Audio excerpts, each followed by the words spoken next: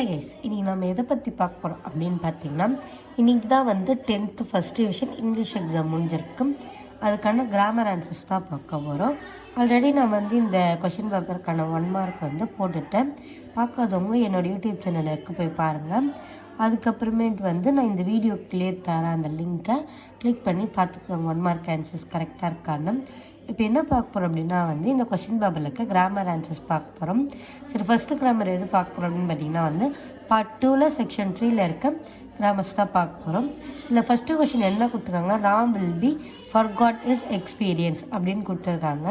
அதை வந்து நம்ம வந்து அதர் வாய்ஸ்க்கு வந்து சேஞ்ச் பண்ண சொல்லியிருக்காங்க.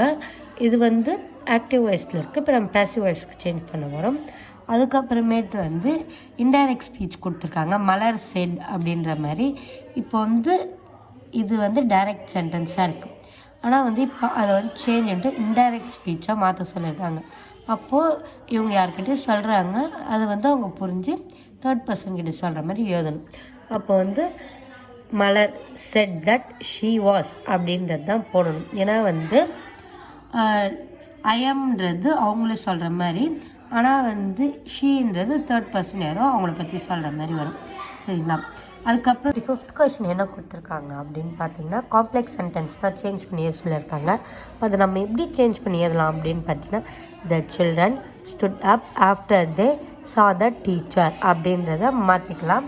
அப்புறம் 26th பஞ்சுவேஷன், அது பஞ்சுவேஷன்றது தான் இருக்கிறதுல எங்கே வந்து டபுள் கொட்டேஷன் போடணும், கமா போடணும், அதுக்கப்புறம் அதே டபுள் கொட்டேஷனை வந்து க்ளோஸ் பண்ணணும், திருப்பி ஓப்பன் பண்ணணும் அப்படின்றது வந்து உங்களுக்கு தெரியும்.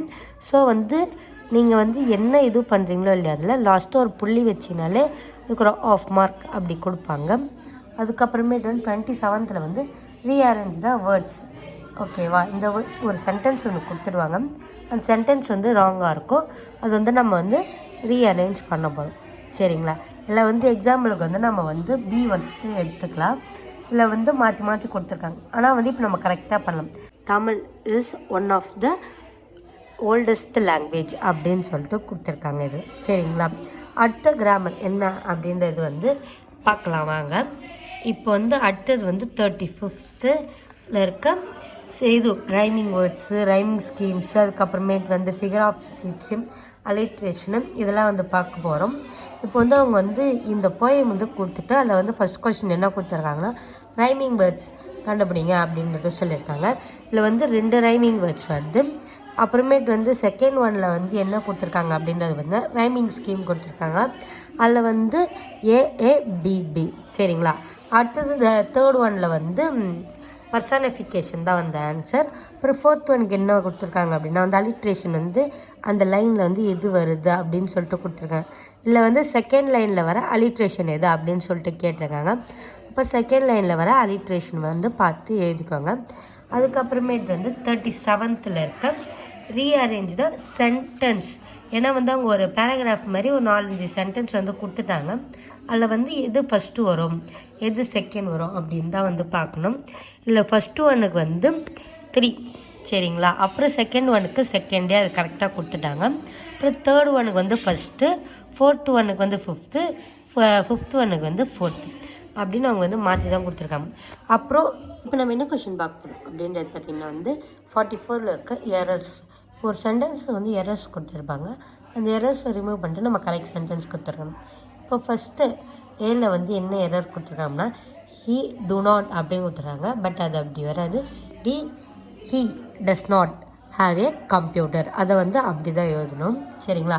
அடுத்தது செகண்ட் ஒனில் வந்து என்ன எரர் கொடுத்துருக்காங்கன்னா, ஹேவ் கொடுத்துருக்காங்க ஃபஸ்ட்லேயே வந்து, ஆனால் வந்து ஹேவ் கொடுக்கக்கூடாது, அது வந்து ஹேஸ் அப்படின்னு தான் எழுதணும். அதுக்கப்புறமேட்டு வந்து தேர்ட் ஒனில் வந்து என்ன கொடுத்துருக்காங்க அப்படின்னா வந்து ஆர் கொடுத்துருக்காங்க. The newses are spreading very fast in the village, ஆனால் வந்து அது வந்து இஸ் வரும், ஆனால் வந்து ஆர் வராது. சரிங்களா? The newses is spreading very fast in the village அப்படின்னு எழுதணும். 4th ஒனில் வந்து என்ன மிஸ்டேக் அப்படின்றத பற்றினா வந்து இ இஸ் டாலர் தென் மீ அப்படின்னு கொடுத்துருக்காங்க, ஆனால் வந்து அங்கே ஈக்கு பதிலாக நம்ம ஏ போடணும். சரிங்களா?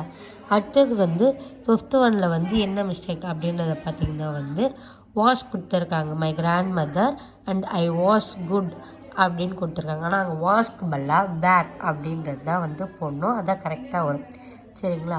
இந்த கொஷின் பேப்பரில் இருக்க நான் எல்லா ஆன்சர்ஸும் போட்டுட்டேன் கிராமரை பொறுத்தவரை. உங்களுக்கு வேறு ஏதாவது டவுட் இருந்துச்சுன்னா மறக்காமல் கமெண்ட் பாக்ஸில் கமெண்ட் பண்ணுங்கள். நீங்கள் கமெண்ட்க்கெலாம் நான் வந்து ரிப்ளை பண்ணுறேன் முடிஞ்ச அளவுக்கு. உங்களுக்கு எதாவது டவுட் வந்தால் அதுக்கு நான் வீடியோவும் போடுறேன் சரிங்களா. தேங்க்யூ.